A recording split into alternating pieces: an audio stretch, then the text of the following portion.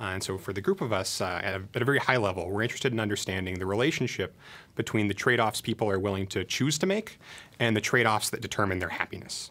Or a little more practically, we're interested in thinking about situations where you have data on what makes people happy, but you don't have data on what people choose, and you want to try to use this happiness data to forecast things about their decision-making process. So to give you a little bit of background, there's an increasing practice in economics of trying to use happiness data to augment typical choice-based analysis. So to give you a particular example, let's say we were trying to think about how we should value a public policy and figure out how much a particular person would be willing to pay to have that public policy in place. So one way of approximating this is by taking existing happiness data, estimating how policies like this affect happiness in the past, estimating how money plays into determining happiness, and then figuring out the trade-off between these two things. And we could use that to basically determine the amount of money a person would be willing to pay to put that policy in place, under the assumption that choices and happiness are aligned, right? So that people are choosing whatever makes them most happy. So that's the practice that's currently being followed by some economists, and we're basically interested in assessing that, trying to figure out if these two trade-offs really do reflect one another. So to get at that, we ran a large-scale study of medical students as they were participating in the medical residency match. So in case you're unfamiliar with the training of doctors in the United States, after young doctors graduate from medical school, they go through a period of several years where they get really intensive hands-on training in their specialty called a medical residency. And they have to go through an elaborate process to match from their medical school to a residency. And so at this point, you're probably asking, well, why are we talking about medical students now when we were just talking about happiness and happiness data? And the reason why we're looking at this particular setting is because it has these really nice properties that allow us to get really high-quality choice data side by side with really high-quality happiness data. So in order to go through this matching process I just described, medical students have to basically go through a period of interviewing with medical schools and consider really carefully the trade-offs they're willing to make about, say, the prestige of a school versus a city location or things like this. And then determine their choice ordering over those schools and say, this is my first choice school, this is my second choice school, and so on. And actually make a list like that and submit it to a centralized matching agency. And that list is used to determine the final assignment of where everyone will go. And that mechanism was designed very carefully to make sure that students, it's in their own best interest to report their preferences truthfully. So basically, we'll be piggybacking off of that existing field mechanism. We'll be seeing their choice ordering and pairing that up with excellent survey data about how happy they think they'll be at these different options and the trade-offs they're making as they're making this decision. So to generate that happiness data I just described, we ran a large-scale survey of medical students as they participated in the 2012 residency match. So in the lead up to that residency match, I contacted basically all the medical schools in the United States. Due to my requests, I got 23 schools to agree to participate. And at those schools, students going through the matching process were given the opportunity to participate in a web survey where they could basically report their top 4 choices. We get to see their choice ordering over them. We also get to ask them, how happy do you think you would be if you went to this residency? How happy do you think you would be if you went to this other residency? And also for these residencies, we collect all the features that they're trading off when they're making this decision. Things like prestige or city quality or how much their spouse cares about being in that location, things like that. So with this data, we now have everything we need to basically put happiness data and choice data side by side and kind of compare the analysis that you could do with each of these types of data. So our main results from this are basically twofold. So the first main one is that happiness data is actually reasonably useful for forecasting choices in this setting. So if you were to say, know that some resident or some future medical resident was considering between 2 options, we don't know which one he chooses, but we just know that one of them he thinks will make him happier, 70 to 80% of the time, that's the one he will choose. Now, on one hand, we know that people like to be happy, right? That shouldn't be surprising.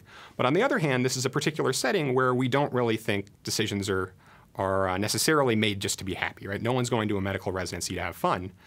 This is a big investment and important decision in their lives. And even in this situation, happiness data is very useful for forecasting. So that's a positive spin on how to use happiness data in economic settings. There's a bit of a negative side in our data too, and that's the second main result.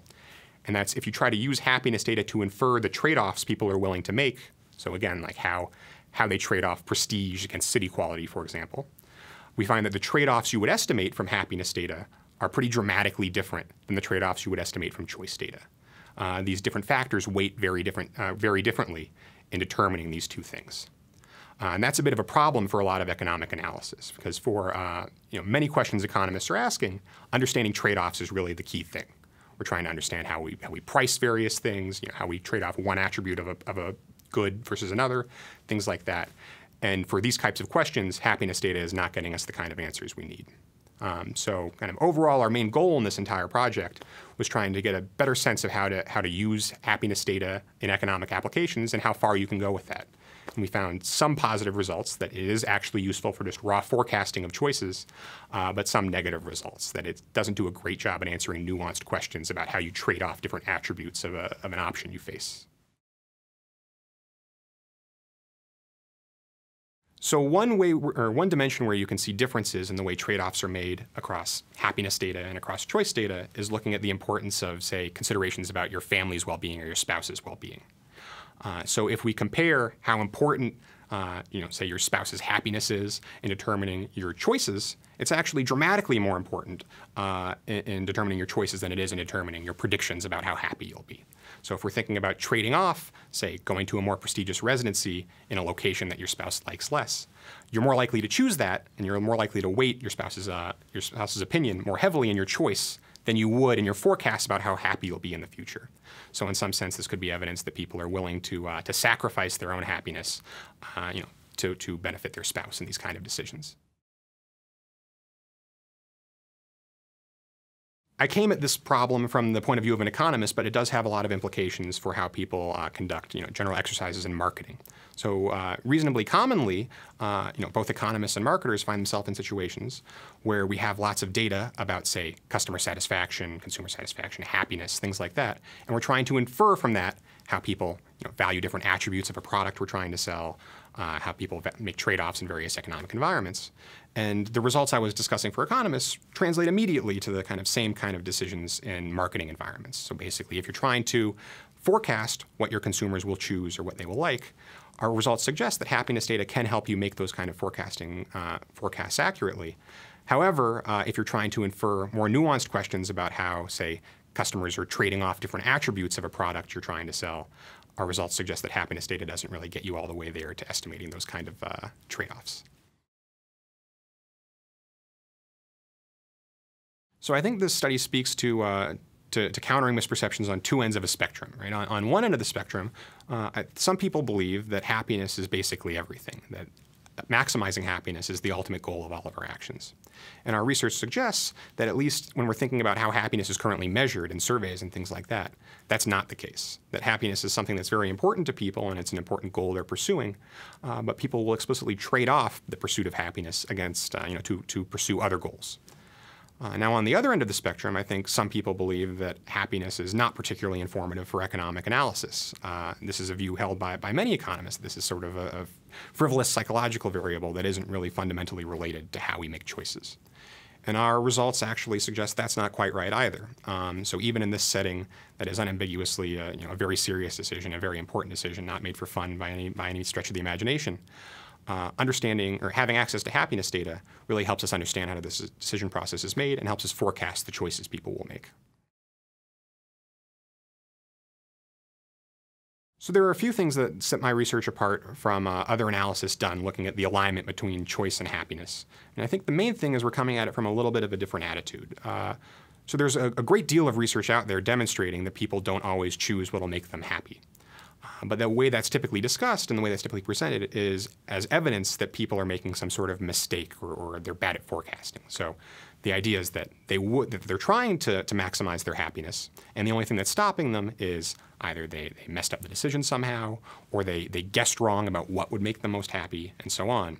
And thus we can attribute the entire gap between choice data and happiness data just to these mispredictions. We were coming at it from a little bit of a different kind of base background.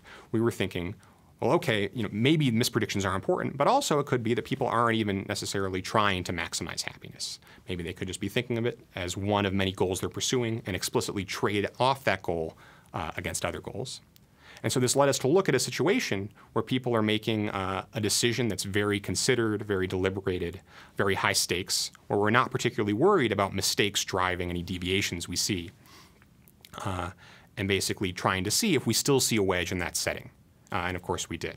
And by looking in this particular type of environment, we were better able to get at how much of this wedge between choice and happiness is driven by people's initial intentions versus just their mispredictions about what actually makes them happy. In terms of what's next, we're thinking about continuing this line of research by continuing to investigate basically the relationship between happiness data and choice data, which is the more typical object in economic analysis. We want to continue to think about how much you can infer about how choices are made based only on happiness data. A particular dimension that I'm interested in is in trying to build happiness data into a more standard price-theoretic economic analysis.